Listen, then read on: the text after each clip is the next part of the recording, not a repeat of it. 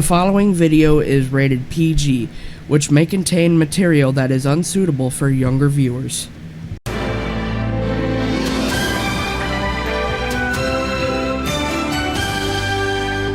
Welcome back. Today is Wednesday, April 23rd. I hope you all had a great Easter. Now, let's take a look at what you're waking up to this morning. Developing stories since yesterday, Pope Francis has died at the age of 88.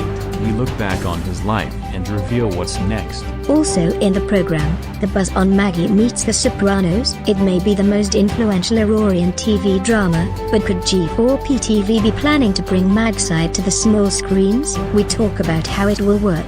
And Easter horror in Emergency Lane. Sharon is back to dish the dirt and theorize the latest Emergency Lane cliffhanger episodes. However, in light of the death of Pope Francis, which is our first topic this morning, there is no G4p news bulletin this time, so let's just get straight to the program. Now, as you all know, Pope Francis has sadly passed away yesterday at the age of 88, at 7:35 a.m. Central European Time, in his residence in Domus Sancti Marthae.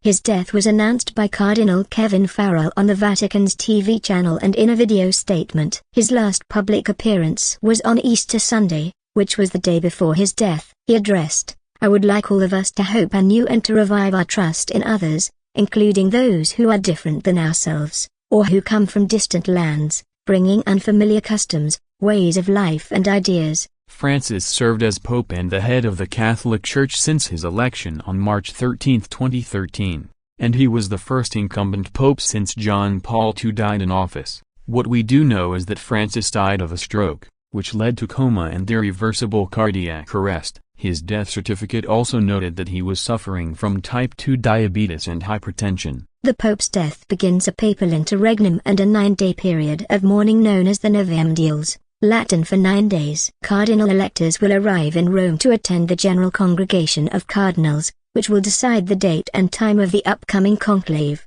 His final remarks, in his spiritual testament, read as follows: "May the Lord grant a fitting reward to all those who have loved me and who continue to pray for me. The suffering that has marked the final part of my life, I offer to the Lord, for peace in the world and for fraternity among peoples." Tributes are pouring in from world leaders, including U.S. President Donald Trump, former Presidents Barack Obama and Joe Biden, and Vice President J.D. Vance, who also met with the Pope on the day before his death, among others. May the Pope rest in peace.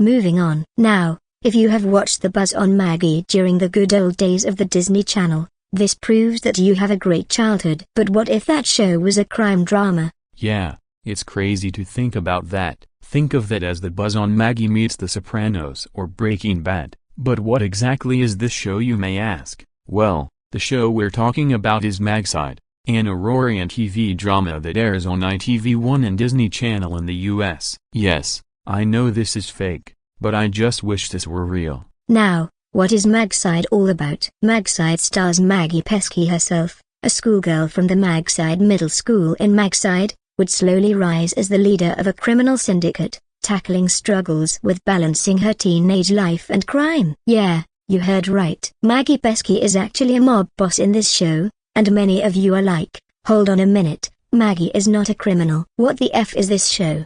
Maggside is one of the most iconic shows in Aurorian television, but there is another show that is credited with the success, and that is the Doki Club. Yeah, who would have thought that Doki was a crime drama too? So crazy. Now, Norman generated a few mock-ups about the show, and the episodes that covered the dramatic events, but we won't show them because you might think that this was done with AI. Yeah, it's true. Norman actually used ChatGPT for this, so please don't sue us. But the theme song is also iconic. But do you know which one? It's Double Sting, performed by Aurorian singer James Watson. Let's have a little listen to it.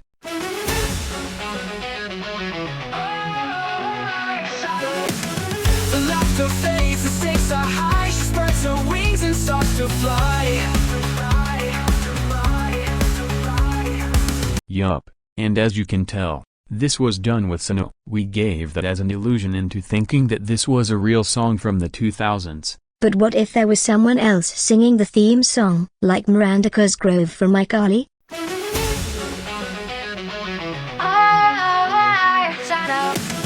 But not so steady, the stakes are high. She spreads her wings and starts to fly. What the heck? That actually sounds better than the original. I agree, but why are we even talking about this show in the first place? Well, it's because G4p TV is working on a possible adaptation of Maggside, which is rumored to begin on this channel later next month. The show has been on the cards since January, but G4p TV has been keeping it a secret for months. Then a week ago, G4p TV did a storyboard about how a Maggside adaptation would work, and now, we are waiting to see if G4p TV will fully announce it. If they do announce it, then this means that Maggside will come to G4p TV. It's not the first time that G4p TV has acquired rights to shows from another country. When TEG was acquired in 2023, shows from that channel have started airing on G4p TV, like funny memes, PBS logo bloopers, and more. Now, with Maggside rumored to be the next to air on the channel, it's making G4p TV's foreign program policy a lot more unique and interesting. But, we shall see.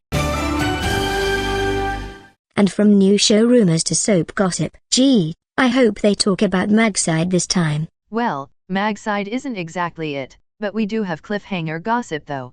Cliffhangers are the main thing for a G4p TV show whenever a season ends, but this Easter horror cliffhanger was absolutely wild. A stabbed patient from prison was admitted to the hospital, then started going out of control and attacking the hospital staff, including stabbing 2 nurses. Then, in a shocking ending, Avril killed her own mother by smacking her in the head with a blender. Nasty? But Emergency Lane, A New Generation was more action-packed, with Finn rescuing the 2 kids who were kidnapped for months, and Adrienne was brought to justice.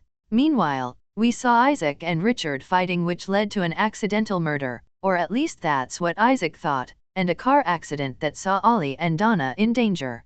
Exactly who survives, well, we'll have to find out later.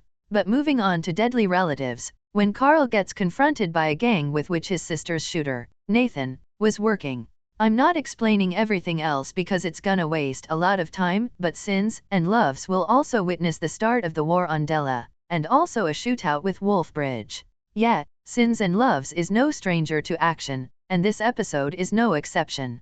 It will premiere at 9 p.m. and 10 p.m. CET.